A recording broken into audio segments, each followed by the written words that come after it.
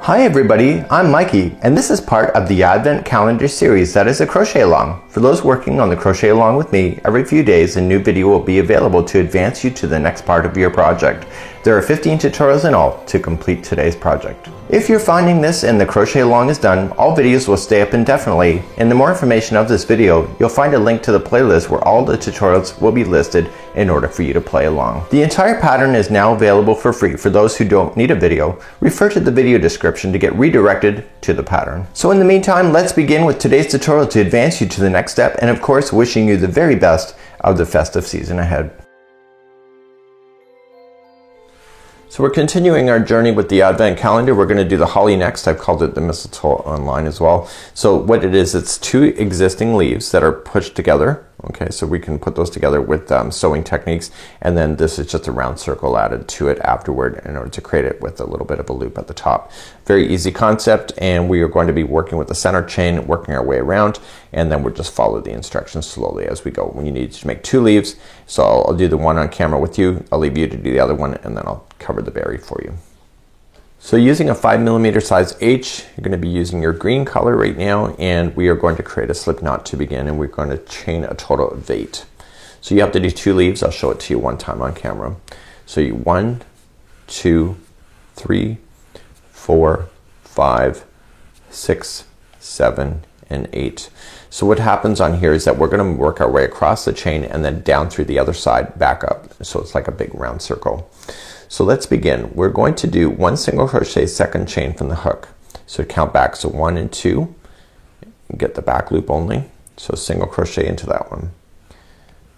And it says 1 half double crochet in the next chain. So wrap the hook and do 1 half double crochet. Just like you see there. So it says 1 half double crochet, 1 double crochet, 1 half double crochet in the next chain. So let's start off with, we're going to do 1 half double crochet into the next chain. We're then going to do a double crochet into the same chain, and then 1 half again into the same one. So it creates kind of like a jetting out look once it's all done.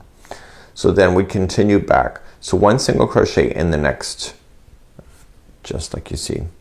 So 1 single crochet in the next one here, and then we're going to start doing some repeat. Okay, so let's begin. And we're going to do in the next one, we're going to do a half double crochet. We're going to do a double.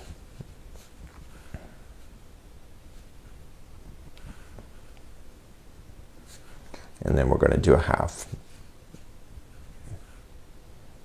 Just like you see. Now in the remaining chains, what you're going to do is that you're going to put it into you're going to do the single crochet into the last one. So you're going to do a total of 3 single crochets into the final. So 1,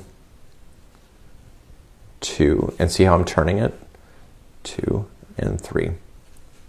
So now you're just going to repeat exactly what you did on the other side, but in the same order. So the first one, what's it going to be? In the same one where they all are already. So just lay down this straggler down on top. So the first one will be a half double crochet, and then followed by a double into the same one, followed by a half into the same one. Okay, the next one is going to be a single crochet, and then the next one is exactly what you already know. So you have to do a half first, a double, and a half, just like that. And then all you just got to do now as you're working your way back through is that you do you put in a single crochet into the very first one, and then you single crochet one more time. Okay, so just 2 in there, and then that's it. So that's what it looks like. See, so it's kind of an abnormal shape, and then you're just going to trim this off, and you're going to use a darning needle to hide in your loose ends. So you've already covered the first one over when you did it there, but this last one you're going to need a darning needle just to whip it in. So what I would do is do the second one next. Okay, so you got to do a total of 2 ornaments anyway. So I would do all your leaves now, and then before you go on any further, and then we're going to do the berry then next, and then I'll show you how to put them together. So you got to do your berry and sew the berry on first before you put the two leaves together as well. So once you have that all woven in, or sorry, hidden in, you can get rid of that, and then we can move on to doing the next leaf. So please do the next leaf now, and I'll see you back here in just a moment. So I have my two leaves done, and you got to do a total of 4 of them because you got to do 2 different ornaments. So before you do anything, I want you to do your berry first. So let's do the berry, and we're going to create a slip knot to begin, and we're going to do a total of chaining of 2. So 1 and 2, and then all we're just going to do is 6 single crochets then into the first one. So 1, so second chain from the hook, it was the first one. So 2, going right up over top of that starting strand for 3, 4, 5, and 6, and then just join it with the slip stitch to the first one. So count it back if you don't see it. So 1, 2, 3, 4, 5, and 6. I always do that anyway. It's just It's become a habit to do that. So then you slip stitch it, and then that's it. Leave an extra long tail. And what I would do is that choose the leaf that you want to be on top of the other one. So if one looks better than the other, then that's the one that you want to choose. So just looking at it here, so this is the one I want to use. So I'm going to use an extra long strand that I had cut, feed it onto the darning needle, and I'm doing it now because I don't want the berry leaking through the other side. So just kind of position it and go down through the berry, through the leaf, and then back up, and you're just sewing this into position. If the center bothers you, so it's got a little bit of a hole in the center, if that bothers you, there's nothing stopping you from just taking this strand, see how you got a little hole, just go diagonally across, and that'll cover it up for you. It'll kind of pull it in, and then just diagonally the other way. You can close that in just like you see. So once you're satisfied and everything is in, just take it to the back side and just weave it in and out 3 times. So 1, 2, and 3. So now that's in. So you see the back doesn't look fabulous. So if you look on the original sample that you cannot see online, see there's no indication there's a berry on that. So they've done it on the inside. So now you're going to take this and the other one and then just put them together. So using the green color, create an extra long string,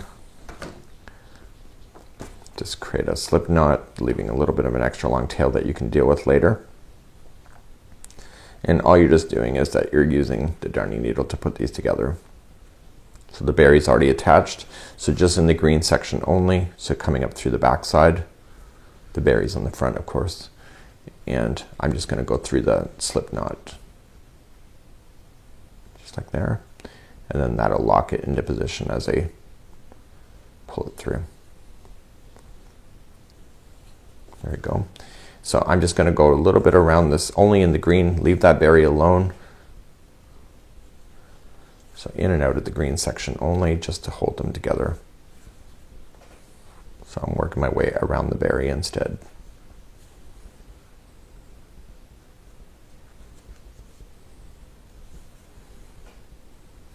And when you think it's enough, which I think is going to be enough in a second because I'm already way around again, so just coming back through the outside and then in and out of your work 3 times. So 1,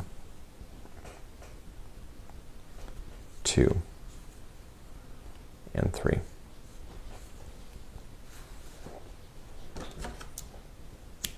So the starting strand that you did, you left it a little bit of extra long one, I hope. And it's already kind of locked into position anyway, but you just want to get rid of that last tail so it's not hanging out anywhere. Just drag it through, especially if your project's recyclable year after year. You want to take care of your tail ends now. So just weave it through and then just trim, and then any other strands that you kind of hid along the way, just get rid of those as well.